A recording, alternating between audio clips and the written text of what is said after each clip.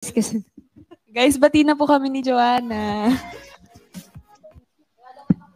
Kaya po wala sa mood si Joanna last time kasi nag-away po sila ni Stako. As in, sa harap ko po, parang gusto ata nila masabunutan dalawa. Paano maglambing si Jo? Naalala ko kami ni Jo noon. Parang nagkatampuhan kami noon nung nasa Beanie House pa. As in, may kumu. Kumu yun noon.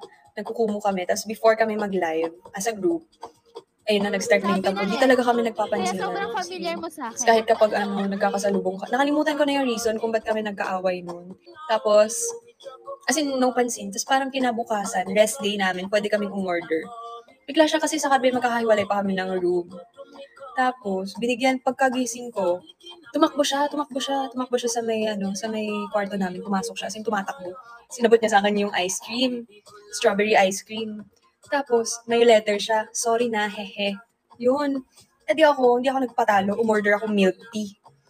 Milk tea in order, kasi mahilig siya sa milk tea nun. So, nilagyan ko rin ng letter, sorry din, hehe. Ayun. Parang yun lang naman yung alitan namin ni Jo. Away bata, ganun. Nakakatawa.